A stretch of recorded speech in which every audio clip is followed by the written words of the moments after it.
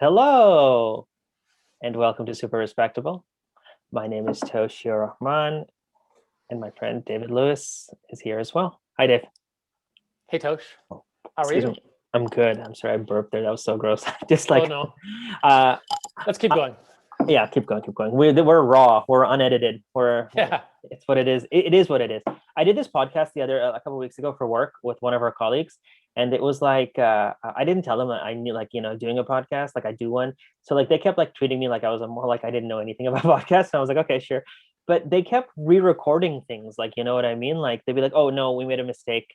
Let's do it again. Let's cut again. And this is that. And it was completely the opposite of our methodology. So I think we I think our listeners appreciate our yeah. raw, unedited, free-flowing style, unplanned, unresearched, littered with factual errors. Yeah. Hopefully no one double checks or Oh, triple checks. actually, on that point, I think for Dr. Lewis's sake, we should do a weekly summary of all the mistakes we made in the previous episode. Okay. So he very helpfully points some of them out. Okay. So, for instance, in the Titanic episode, I think it was said that the Titanic was built in England. Yeah. It was constructed in Belfast. Oh, okay. I'm sorry. Okay, that's a good point. Last week I said something to do with the lingua franca, Yeah. being to do with France. Yeah. And that greatly upset Dr. Lewis because lingua franca is Latin and has roots obviously predating France. But no. What I intended, Dr. Lewis, was that French was the lingua franca for diplomacy and international relations. Is what I was trying to say. But this is what happens when we just let it rip. Yeah. No, thank you so much, Dr. Lewis. I honestly thank you so much. Other podcasts have like fact checkers and a whole section on the podcast where they talk about mistakes, but we will try to do better. And if anyone ever hears anything that's incorrect, please let us know. We've had other listeners who've emailed and they've corrected our things, so we appreciate it. We appreciate the engagement. Yes. How are you doing, Dave? How is life? You're wearing your hoodie, which is a good sign, right? I'm wearing a hoodie. I guess it's a good sign. I don't know what it means, but it means it's cold. Yeah. It's May, and it's very cold, and I don't know why. Yeah. It's kind of annoying because the restrictions have been somewhat lifted here, so I want to go outside and enjoy the terraces that have opened up. Yeah. But it's been stormy and around 5 degrees, so here we are stuck indoors again. What are you doing anything for Mother's Day this upcoming Sunday? I will not reveal that on the recording such as this one, but needless to say, I will do something wonderful for my mother. Does Mother's Day even exist in the Netherlands, or no, you're going to do like an international thing? No, mothers aren't recognized in this country. But they should be in every country. That's a good point. I'm not sure if there's if it's just sort of leaked into like Dutch culture or like European culture from the Anglo-Saxons, because I tend to think that in the Anglo-Saxon world there's more of these kind of hallmark holidays. Totally. But I can't be sure whether they don't have their own separate things. We never know. To be honest, I didn't even remember until my sister told me, make sure you buy a dessert and gift and card from all of us on Sunday. And I was like, oh yeah, okay. Oh, right. So I will do it. But of course, I don't mind at all. I love my mom. Happy Mother's Day. No problem at all. But yeah, that's sort of the thing here. It's with beautiful weather today. So I don't know, when I get really, really good weather, it's just, and it's like, you know that weather where it's like not too hot and there's a little bit of wind. It's still like t-shirt weather. And then you're just like, yeah. You're just like, I don't like tanning or anything like that, but I like wearing a hat and going for a walk or something, just to kind of like be active and feel like, because if you're sitting, you could sit in front of the computer all day if you really wanted to, right? Or in front of the TV, you could just forget about the world. But I like to be active, at least just walk around. Are you wearing sunscreen right now? Well, no. When you go on these walks, it's very important because you had that trouble. I burned a little. Sometimes I do, sometimes I don't. But I should. Thank you, David. There's I'll wear sunscreen. Remember, there's that song where you should always wear sunscreen. Yeah, I remember the song. We listened to it when we were in grade school. But the guy, I think he was Australian, where sun cream is really important. So yeah, maybe the rest of the world is not quite the same importance. So it's so funny you bring that up. I'm like 100% sure you're not going to remember this, but I actually thought about this like a couple of days ago, and it comes to my brain every couple of years, and it's been 15, 20 years. Do you remember when we were in university, there was the atrium in the main hall, and they'd have like if different organizations came or different programs or schools or companies, they'd promote stuff there. They'd have I remember I was with you one time, and there was an Aussie guy who was really old, or at least he looked really old, and he was promoting something. Let's say it was like teach in Australia or like do a train. Okay. And this guy had like horrible, horrible skin, like not like in a bad way, but like wrinkled up. And you said like you told me something to the effect of like this guy's been in the sun in Australia for too long, and like you could really Oh, tell. wow. And so like I remember I have that memory with me. So anytime I think about like sunscreen and bad skin and all that stuff, I think about your comments. Oh, that's very cool because I don't remember that happening at all. And it's Yeah, interesting that you have those I thought it was memories. funny. I thought it was fun. I Ah, remember weird things. okay. Anyways, Anyways, so there we go. it's my week, and we've been kind of happy and jolly for the last couple of weeks. So I want to take it a little dark, onto the dark side. And Yeah, I mean, everyone dying on the Titanic was pretty jolly. So yeah, that was uh, 2 weeks ago. So like, there was a movie made, so that's positive. that's That, positive. Yeah. but I'll take it over. So I wanted to look into some of the ideologies and methodologies behind cults. Oh, Uh, cool. yeah, yeah, right. Cool. Very cool. Do you genuinely mean that? Because I find it very cool. Cults. I mean, not in like what they Absolutely. do, but how it comes to be and how people join it.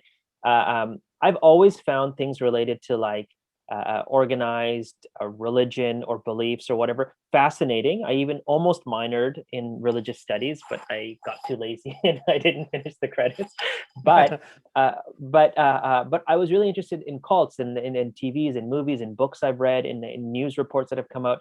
I've always been fascinated in how they come to be and what some of the beliefs are. So I actually did a little bit of research, and I found some of the more theoretical aspects of cult life and cult behavior and formation.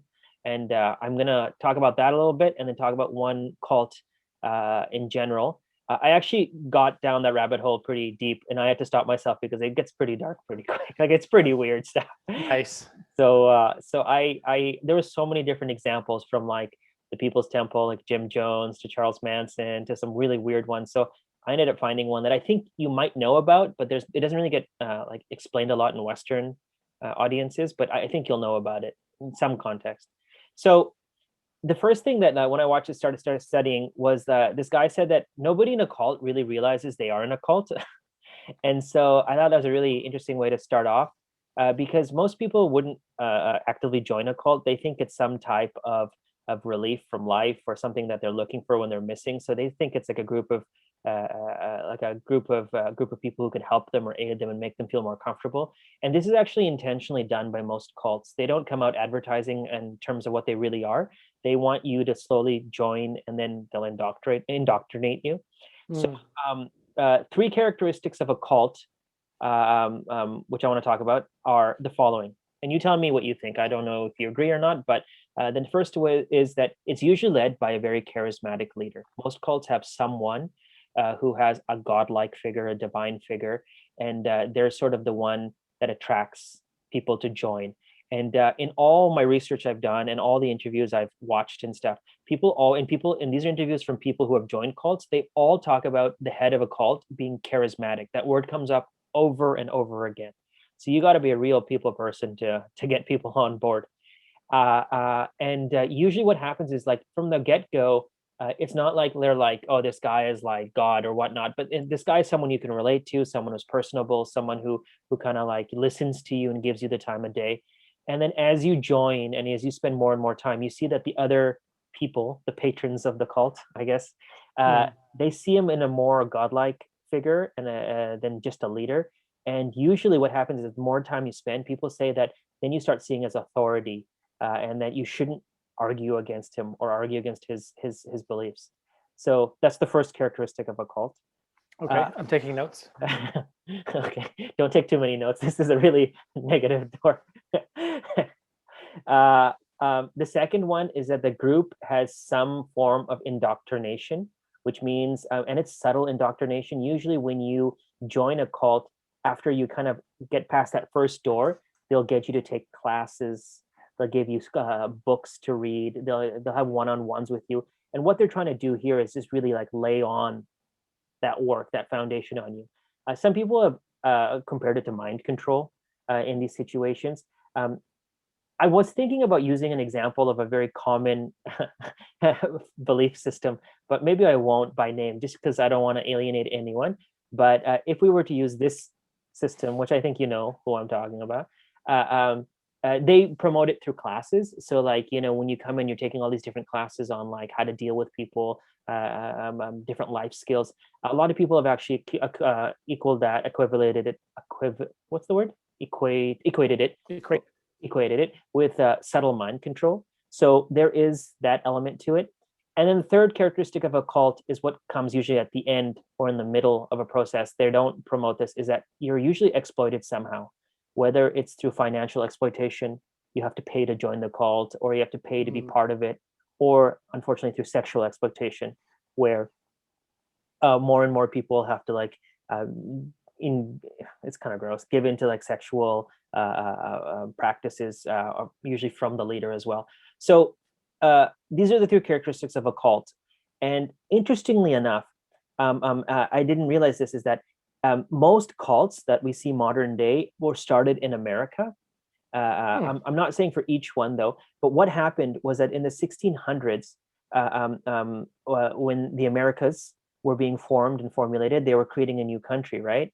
Yeah, and so specifically in this area in New York, from Albany to Buffalo, which they call the burned over district. I don't know if you know this or not. No, don't know. They were extremely open to new religious movements, especially radical religious movements. So if you look historically, this area between Albany and Buffalo was the creation of Mormonism, Seventh-day Adventist, a number of other radical groups as well. And so over time, what happened was a lot of these people came to this area. They were able to create these religions. They were able to create these movements and get people to join. And they were able to equate their movements, their religious movements, with political issues happening at the time, right? At that specific time in history. For example, the civil rights was a big point where a lot of new religious movements were starting. The world wars, Kennedy assassination, Martin Luther King assassination, it drove a lot of people to find meaning in life because the modern day religions wasn't doing it for them. And so a lot of Americans looked to the East or Eastern cultures for the turbulent times they lived in. They needed an antidote. They needed alternative forms of meaning. So a lot of the figures of these religions, of these cults, kind of seized on that opportunity. There was an opening. And so like the 60s, for example, were like a huge time of opening, right? Like of a non-traditional thinking, of hippie culture, of open to different things. So a lot of the leaders found like this was the optimal time to try to grow their movements. And so a lot of leaders eventually started off as being idealistic, bringing people in, let's change the way we think, let's work together. But as with human nature, this turned to authoritative rule as well. A lot of people, I think human nature psychologically, once they get that power, they love it. It's delicious. It takes two. There was one guy specifically, Jim Jones. He ran the People's Temple. Have you heard of it? It's the cult. He's the one who they went to Guyana. Yeah, he's the one that don't drink the Kool-Aid. That's where it came from. Don't drink the Kool-Aid. He's not my example, but just as a quick backup, they went to Guyana. He created something pretty much like a commune called Jamestown, and he convinced everyone to drink the Kool-Aid, and it was the largest mass suicide in human history. 904 people or something like that killed. I saw pictures online, and it was really disturbing. Like it's just a whole place of dead people who had committed dead people, but Jim Jones, he actually, in building up his People's Temple ideology and the system, he studied previous cult leaders, and so he actually used social justice to attract people, right? See the evils of the world, come here, like let's work together, let's try to solve it. And then through this social justice, he was able to manipulate people over time. So so it's really interesting so far. Any questions, David, for the test? No, I mean, it all sounds very plausible. I can see how people can get sucked into it. Yeah. It kind of made me think of our interaction, I believe this is a memory with you. You can correct me if I'm wrong. Yeah. But, we had some cult exposure in Ottawa when we worked at a community center, and they had a garage sale, glebe garage sale. Yeah. And there was a Scientology booth. Do Okay. you remember that? They would do these diagnostic tests, and I- they would test Okay. you to see, like, whether you needed help, and generally speaking, you did. And then you had to go in and get some more assessments done, and then you joined the cult. I know of the test. I don't remember it at the Glebe garage sale. Well, explain, please. Please go on. I'm fascinated. You've captivated my interest. For some reason, they had a booth right outside the community center where we worked, which seemed kind of odd because we worked with children and probably shouldn't be exposed to that sort of thing. Inappropriate. Yeah. But no, it just made me think when you said charismatic leader. The leader of Scientology was this guy L. Ron Hubbard, right? Yeah. Yeah. I'm not sure that he was whether he was charismatic or not, but he, like, from what I understand, he just designed this thing because he believed that people could be easily manipulated. And Yeah. Well, it's so strange you say that because there's a Scientology center here in Vancouver, in downtown, and I used to work literally like a couple of blocks from it, so I'd walk by it all the time. And their catch was come inside for free personality test, right, or free diagnostic test or whatever. And that's I believe that's the test you're speaking of. exactly. Yeah, and I think that is quote unquote that point number two, the form of indoctrination, right? Like that first little door into the system of It's very innocent. It just innocent. seems like just take this little test. It doesn't hurt. It's no Yeah. obligation. Yeah, Then you get intrigued and they hook you in. yeah. I didn't know it was at the garage sale. It's very inappropriate. We should write a letter to someone. Yeah. 15 years ago, you did this. Yeah. Fascinating. Actually, like it's a good transition because in the documentary I watched, they listed 7 elements for indoctrination into a cult. And so, like, let's use a random name. Let's use Alex. Okay. Let's use Alex. It's very random. So the 7 elements is that usually Alex, if usually people who first are seizing to look into something is because they're at a crossroads in life. They have a problem, right? So Alex is in a crossroads at life.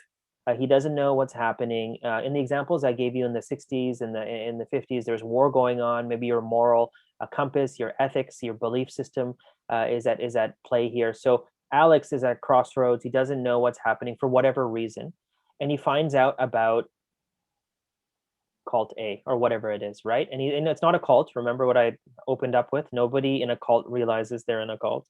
So organization A, and what the organization does is that they soft sell themselves to them, right? So whether it's like, come, have a coffee with us, fill in this questionnaire, have a group meeting, take a diagnostic test. This is their in to Alex, right? So the more Alex spends time with him, his reality starts distorting itself. And this is where stuff starts getting really weird, is because what the organization wants to do is that they want to change your perception of things and try to control it, right? So they actually end up asking a lot of their people not to interact with outside influences anymore. Like, stay with us, believe us, we're your reality. The more and more you do this, the more enveloped you are in this system, right? Eventually, what happens in step 4 is that you're introduced to the leader, right? So whether it's direct or indirect, they can't just be like, hey, this is our leader from the get-go, because it gets kind of confusing. These guys have mastered the system that the leader comes a little later on. You want to create scarcity and just have an aura around this person, right? Ooh, I like that aura. Yes. Yeah. You want to create a little bit of hype, Hype. Yeah. He's coming into You want to have some town. warm-up acts first before the main show. Yeah, of course. You want to get good tickets for the concert. He's coming in a couple months. Let's hype it up, and you get introduced to the leader. And so every good leader, right? Every good leader of the story, you need an enemy, right? So what the leader does is that I think he tries to isolate you from everyone else. We're right, you're right. Everyone else is the enemy. They're wrong, right? Follow me. I'll put you on the right path. Don't listen to anyone else. And so what happens is they classify others as cognitive dissidents, right? Don't listen to Dave. Dave doesn't know what he's talking about. Follow us. I'm here. Blah blah blah. And what happens is that the more and more you get enveloped after this ideology, the more and more you interact with your fellow cult organization members, and so then peer pressure starts to fall in, right? So human nature is what? Human nature is always to be part of groups, right? Mostly speaking, people are humans are group creatures. Every once in a while, you get a weirdo who's like solo, but for the most part, right? And so when you get involved in with groups, you'll end up doing usually what the group does, even if you know it's wrong. Yeah, So because all the cool kids are doing it. and I saw this amazing experiment. This it was done in the 70s. I'll try to put the YouTube video online. This researcher took like 10 people, and he had, I don't know if you've seen this or not, but 9 of the people were not actually strangers. They were part of the experiment. Only one of them was a stranger. And so what they did was like, it was like a mathematical experiment, and they had like 3 lines on a piece of paper at different sizes and then 1 line on the left, and they'd be like, which one line is comparable, is the same as any of the 3 lines, right? So say the first line, say that main line was like 2 inches. There was one that was like 1.5. There was one that was 3, and then there's one that was like 1. None of them really matched, but yeah. nine of them chose like one that didn't match, and then they wanted to see if the 10th guy would go along with what the group was doing or be the outlier and be like no. And this guy was like, he it was so funny, the video. He said what the group was saying, but you could see in his eyes, he's like, it didn't make He's sense. like, what am I saying? Where am I? So it was like, I've been in that situation where like you're just like in groups and like you just have to be part of the group or else it's just too hard. I don't know why human nature is like that. Like, but it's strange, right?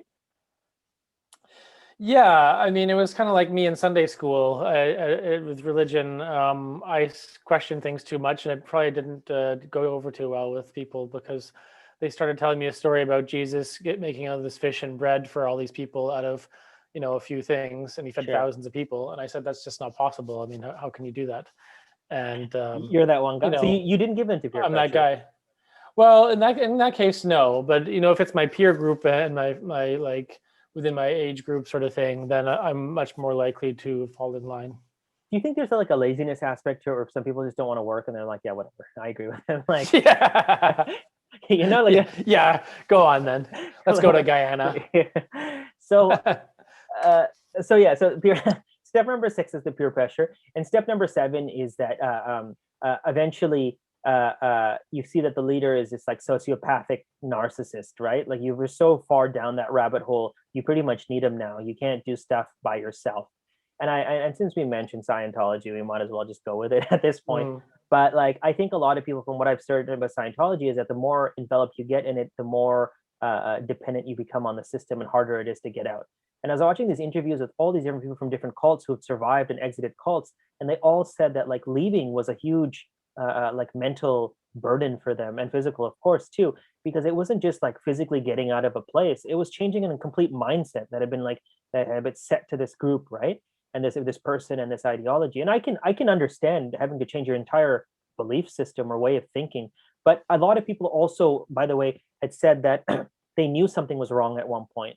Like, most conscientious people with their basic human logic could tell that something was up. Like, so it's interesting that at least still our human brains or whatnot, or whatever you want to call it, have there's like a red flag going up. Yeah, I mean, I'm kind of weird, and I watch a lot of like prison documentaries and these gang documentaries because it just kind of fascinates me. Yeah. And they interview like gang members, the Crips, the Bloods, the ones in El Salvador, all that sort of stuff. Yeah. And they interview some of these people, like the lower level guys, and they're like, how'd you get into this? Yeah. What motivates you? Blah, blah, blah. And their answer is almost invariably, well, the other guys did it. And if I didn't do it, da, da, da, da. Yeah. And it seemed cool. Basically, I'm lonely if I'm not part of it. Yeah. And then they also said it's impossible to leave now that I'm in it. So I just got to go with it. You just got to go. And if you leave this gang, like they're going to come after you. You got to like leave El Salvador or Sicily or wherever you are. Otherwise, they'll get you. Is that the same gang who's in El Salvador and Sicily, or? Well, the reach of some of these gangs is quite global, but possibly the El Salvador Sicily one is not connected. No. Yeah, that's exactly it. It's hard to leave because it's your entire world, right? And gangs are a good example of it. Like that's it. Like there are people who take care of you. You've grown up. I mean, you're with them. You spend your time with them. They share in the same belief and other commonalities. But I in the same documentary I watched, it said that most people will leave cults when three things happen. Number one, when you discover that your infallible leader isn't infallible. For example, when he says the end of the world is January 31st, and then when February 1st comes along, Yeah, under the Mayan calendar, they'll just change which calendar it was. Also, when you find out that your leaders or the system's morality system, sorry, your the organization or the leaders' moral guidelines are hypocritical. For example, when they say like no sex before marriage, but then your leader goes off and has like 15 like girlfriends and like etc etc, it kind of breaks it. And then the third one is when your constructed reality just cracks, pretty much like you realize like this thing is not making sense and like a lot of bad stuff is happening behind closed doors. And so this is when most people leave. I read, and I'm not sure, I can't back this up, so this is not fact. I read that the majority of cult followers end up leaving their cults. But again, I can't verify that. But I think that seems right from based on some of the stuff I put together too. Most cults I've read about, generally in life, don't seem so like you have to stick in there forceful forever. It's not like a gang, and there's really like no physical or violent retribution for leaving. But that's not for the majority of them. A lot of them are more belief systems, and I think they're in place, but they're not like hard as gangs are. But yeah, that's crazy. But sorry. No, it makes me think also, do you know the Westboro Baptist Church? Do you remember those guys? Yeah. They were always protesting outside of U.S. soldiers' funerals and gay marriage. That all those, like they were saying it in such horrible ways. They would do really terrible things. And there were interviews. It was essentially one family. Yeah. But you could almost characterize them as a cult, right? Yeah. And I think one or two of them have since left the family or the cult. Yeah. And it's really jarring to see the same person speak before and after, because before they were just saying like, God hates gays and you're all going to die. You're all sinners. Yeah. And then now she's just like a normal person. Yeah. It's weird. Doesn't recognize herself in those videos. It doesn't compute even as a viewer, right? Like it's weird because like you've associated that person with that thing, and so and it's also just like destructive. Like I mean, I believe in second chances and stuff like that, but it's something about like when like cult leaders and ideology and stuff like that, when you like push hate and like all this garbage, and then you try to like change yourself, it's like you can't take that person seriously anymore. You know what I mean? Like, so are there any examples of positive cults and good cults that have done nice things for the world? I don't know. I mean, what do you think? Like, I mean, when I hear the word cult, I think, oh, that's bad. It's a negative thing. Like, oh, that's like, oh, they're going to die. They're going to be tortured or abused. Me too. I think like that maybe too. There's a nice charitable cult. If you read the Da Vinci Code, the Da Vinci Dan Brown books, there's all sorts of kind of Opus Dei. Opus Dei. And he has all these secret societies mentioned, which are sort of called skull and bone things. On a side note, frats and sororities are essentially cults. True. They do cleanups along the side of highways to just cover up from the sins they've done on the weekends. On the weekends, so it balances out. On a side note, I took a tour of Yale University with my cousin like a while back, long time back, and we saw the Skulls and Bones building from the outside, like the frat building, and it had no windows in it. It was really creepy, but it was. Did you watch the movie? Yeah, what was it called? Apparently, it wasn't very good. Skull and Bones, I think. No, there was a movie. Wasn't there like another one? I think it was called Skull and Bones. About frats and stuff. Were you part of a frat ever? No, either I wasn't cool enough, which is probably one element, but also I just didn't really like that sort of what they were up to. I was part of a frat for 1 month. Did you know that? In first year university. I didn't know that. I mean, I heard some of the initiations that you had to go through. I'm like, well, I don't get why you need to do that to yourself. Yeah. Some of it was basically torture. Yeah. The only I went to you know the McDonald's on Bank Street, the garbage one. There's a lot of which it's if you go this a friend of mine in first year university went in the dorms, was like, oh, my brother's part of this frat, you guys want to go and like just check it out? And we were like, sure. So we went, and it was a dump house, and And then it was sort of like if you're going to look at it in terms of cult, it was their soft sell, their come have a drink or whatever it was, Yeah, party or exactly. whatever. And I didn't drink, so I was just kind of hanging out. And then they're like, oh, all the guys, if you want to interview for initiation, this is the date and this is the thing. And honestly, I went for initiation just for fun. I dressed up in a suit and tie and whatever. And the only reason I think I got in was because there's 20 guys there and they asked you a couple questions. But when I walked into the room, I shook every guy's hand, and no one else had done that. And I think that was pretty much the only reason they were like impressed, and they were like, yeah, let's interview this kid. And then we went through the whole initiation aspects of it. And What did they interview? Like, what were the questions? like, why do you want to join a cult? Not a cult. I was gonna say that. Why do you want to join our frat? Like, what difference can you bring? Like, basic interview questions, right?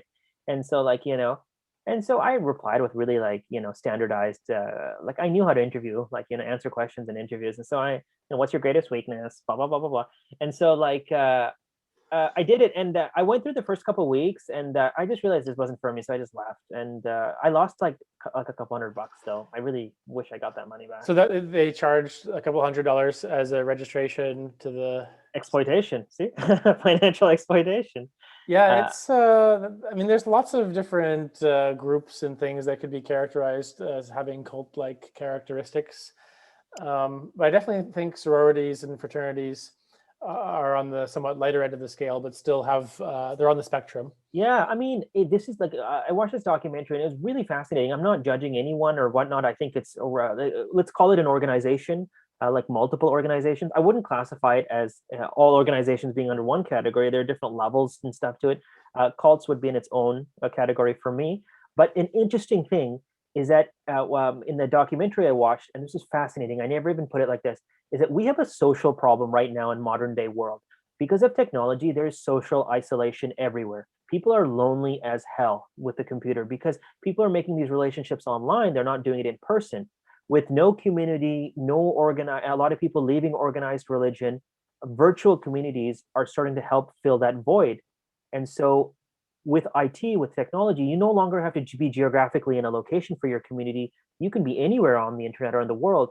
And this actually, interestingly, has led to more cult leaders online.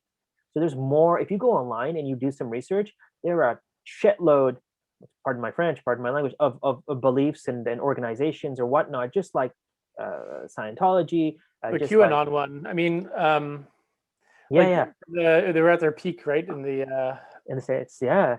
The States, of course. In the election. Yeah, so you can, and because of technology, you can get more people to join your organization quicker. It's really scary. And so some people, one person was calling online cults pretty much modern day cults now, right? Like the way you can do it. So I mean, from just like a sociological point of view, it's freaky. Like what used to be done in person can be done online now. Yeah, I mean, the internet allows these people to find each other. So if you kind of have a certain peculiar belief system, you can find someone in Burkina Faso or Belarus who also thinks the same as you, and then boom, you've got a 3-person society, which has its benefits and obviously its drawbacks if your beliefs or what you're thinking about is kind of disturbing. Yeah. But I think you hit the nail on the head. It's at its root possibly about loneliness and just the need to belong. And like I was reading some stuff about the QAnon where it's like, of course, you have to kind of espouse some of their crazy beliefs to believe in QAnon. Yeah. But also it just helps you feel connected to something, and then you're against something else, and it tightens the group, the closeness of the group. The more you fight against the other, and do this thing. I watched this movie the other day, and I know like this is not even it's not even a primary source or secondary source. It's like a tertiary or fourth source or fifth. So I watched this movie called Without Remorse on Amazon Prime. It was like a Tom Clancy book remake, and it's so stupid, but it was pretty much about like starting a war between the U.S. and Russia in modern day, like a modern day Cold War. And when they asked the guy who started it why he did it, and he said that like humans always need someone to fight against, and we need to rally around. And in America, we didn't have any enemies, so we started fighting with each other, i.e., like what's happening now. So we wanted to start a war or start a thing so we could all work together to fight the Russians, right? And I just kind of got reminded of what you were saying, is that like people want a community, but people also want to, like, I guess, I don't know if it's human nature or if it's the bad or the evil in us, but we also always want to have someone else to go against, right? Or like that seems like the Yeah. case. I don't know if it's for all humanity, but it seems like that's a story that's on repeat. And perhaps one of the nicest but sometimes violent cults is being a sports fan. So like it's so rare, or you probably shouldn't do it, especially in Europe. Yeah. You know, you shouldn't change which team you support. Like Yeah. if you're a Manchester United fan, For you can't life. all of a sudden like next week be a Chelsea supporter. That'd be Yeah. like you've left this. You're don't talk to us ever again. Yeah. You're abandoning our community. Yeah. And like especially in, well, obviously with COVID, the fans haven't been able to get together. But you know, I've been to a few games in the UK, Yeah. it has a great feeling of belonging. Yeah. And you're singing songs that have to do with how good your team is and how terrible the other team is and their Yeah. fans. You'll if things get really heated in like these rivalry games, there can be riots and fights. And it's like if you step back and you think this is Just crazy, it's sports. just a sport, Yeah. and Yeah. we're just watching something. Yeah. But it's just like That- this kind of cult like mentality really just pushes on like the base instincts of humans, and you know you end up in Guyana or you end up in a street fight in Manchester. Well, I just like you said, I would argue that if you're that charismatic leader, you know this, and you pretty much manipulate people on this point to get them to do what you want to do, right? Which is join the cult and have financial or sexual exploitation or whatever it is that you need. And so I want to put all this theory into practice on a case study. Okay. So So so like these two business school guys talking about case studies. so I mean, I looked into the Jonestown one, and to be honest, it was a little too gruesome for me. I really didn't want people to listen to that. It's really weird. Sure. Like, I might not even sleep tonight because how weird it was. And I looked in some other ones, but there was one in Japan called Aum Shinrikyo. Oh You know yeah. about this? It's sarin gas. Sarin gas. Yeah. So Aum Shinrikyo means supreme truth, and its leader Shoko Asahara in the 80s. He was born in 55, but I think it was in the 70s or 80s that he started this group. Very interestingly, born into a poor family, but lost eyesight in one eye and then partial eyesight in the other, or full eyesight, I forget, but he was pretty much partially or fully blind. That also helps to be a mystical leader. If you look at him, it's whack. You know, like this guy's up, something's wrong. So this guy calls himself Christ reborn. He is Jesus Christ, or he's a version of Jesus Christ in the world. His job is he believed was to take on the sins of the world and transfer spiritual power to his followers. His ideology was a combination of Vajrayana scriptures, which is I believe an Indian religious-based scripture, the Bible, and some other texts. He started off small, like a small business, like an SME. He appears on some TV shows, some magazine covers. As he gets more famous with his ideologies, he lectures at some unis. Followers start joining. When he starts, he promotes only the peaceful practices of his religion. But as he grows and people get more enveloped, they start to see that he becomes more extreme, and people realize that his ideology is a doomsday prophecy, and pretty much for those who don't listen, it's pretty much the end of days type stuff. It's pretty dark. He himself, Mr. Shoko, he sees that there's dark conspiracies everywhere in the world, whether it's and then these are pushed by the Jews, the Freemasons, the Dutch, Yeah, the usual suspects. The Dutch, Dutch, the British royal family, rival Japanese religions. And so Shoko, actually very smart gentleman. I mean, if you're going to look at it from a very just like a methodological point of view, because he came in at the time that the 80s, the 70s in Japan, when we were just coming out of the Third World War. It had been 50 years. Business was booming, but as business boomed, as the economy went up, a lot of people were just losing their ways. They had no belief system, if you're going to call that, no morality or ethics. So he knew that there was a gap that needed to be filled. But he also believed at this time that humanity was on the brink of World War III. It was coming soon, and that this was going to be led by the United States of America, which he labeled the beast. And his view was that all of this was going to end with nuclear Armageddon. Only members of his organization were going to survive, so they needed to recruit people and like grow this organization. But as the organization grew, even though he was blind, which I don't really understand, he was very controlling and vindictive. If members escaped, he'd put them on a list, and a lot of dead members would just pop up all around Japan. They were saying they'd mysteriously disappear as well. So he had like a hit list, and it was kind of weird. But he escalated his modus operandi, which is I believe Latin or French. Yes, we'll get corrected on that one. It's Latin. Mode d'opération. This is really unfortunate. He in 1994, there he planned.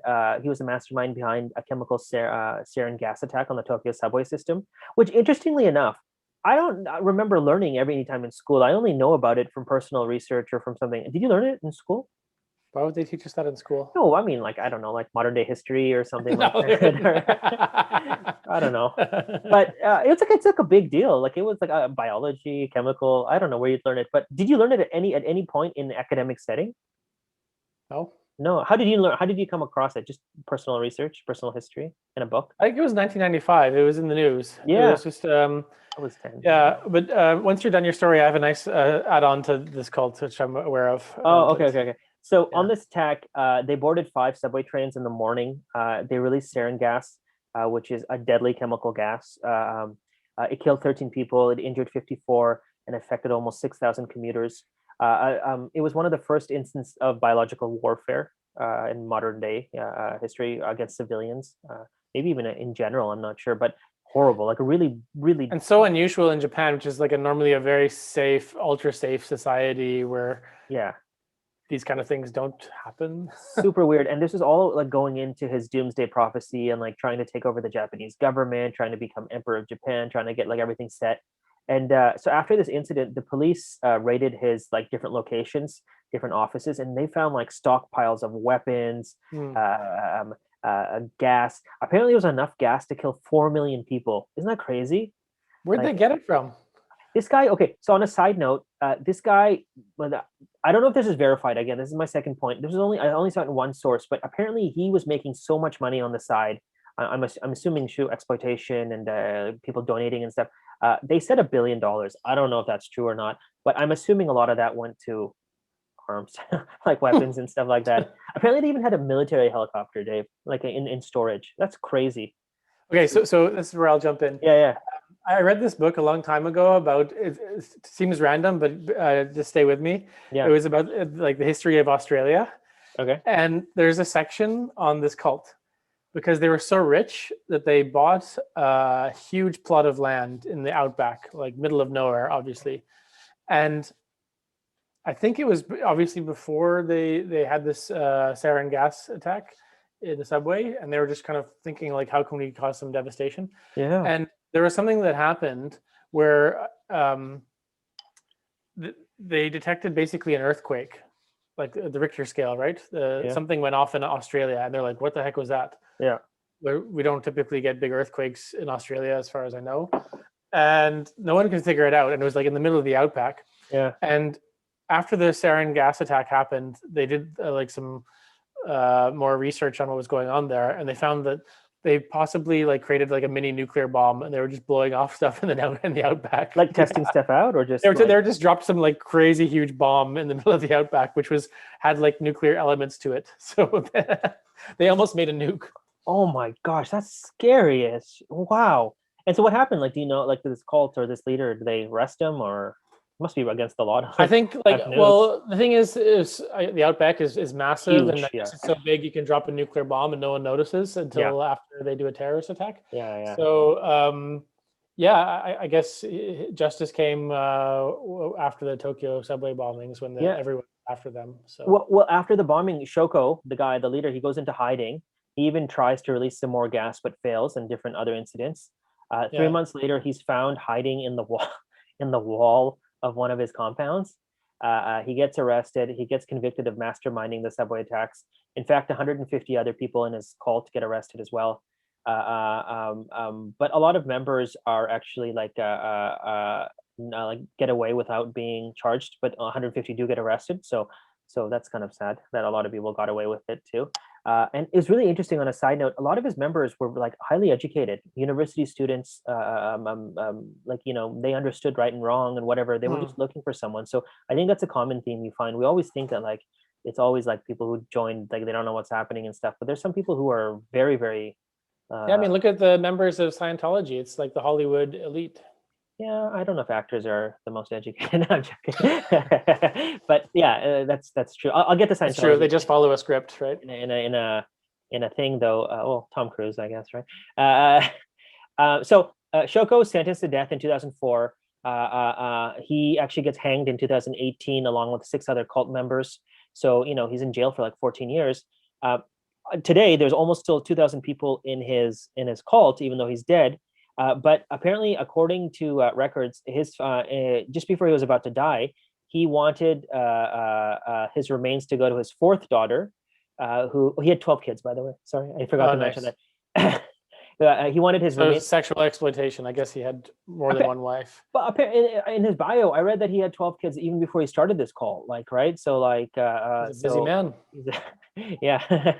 And so he wanted his remains to go to his fourth daughter, who was unsympathetic to the cult, and he wanted his ashes to be disposed into the sea. But it's being contested by his wife and his third daughter, and other family members who want the ashes to be built into a shrine so people can come and like visit it. And as of last year, March, the ashes are still at the Tokyo Detention Center. Like the case, that issue has not been resolved. But I just wanted to say, like you mentioned this like 10, 20 minutes ago, is that like family members of the cult or people who are part of the cult who left. It's so weird because I was watching this interview with Oprah and doing my research, and Oprah and Jim Jones. And the reason is when Jim Jones had a bunch of kids, and one of his kids was being interviewed by Oprah, like now he's like 45 or something like that. And he was saying that, like, listen, we were living in Guyana at the time, and my dad, I was in, I forgot the capital of Guyana. I'm so sorry. Georgetown, I want to say. Yeah. Yeah. He was in, so Jonestown wasn't in the city. It was like in the middle of nowhere. And he and his brother were in Georgetown playing a basketball game, and they called their dad called them and said, like, listen, it's going to happen. Miss Fraser, there's a code name for the suicide, is going to happen. So get some supplies, the Kool-Aid, and kill yourself. And this guy was like, what? Like, his son.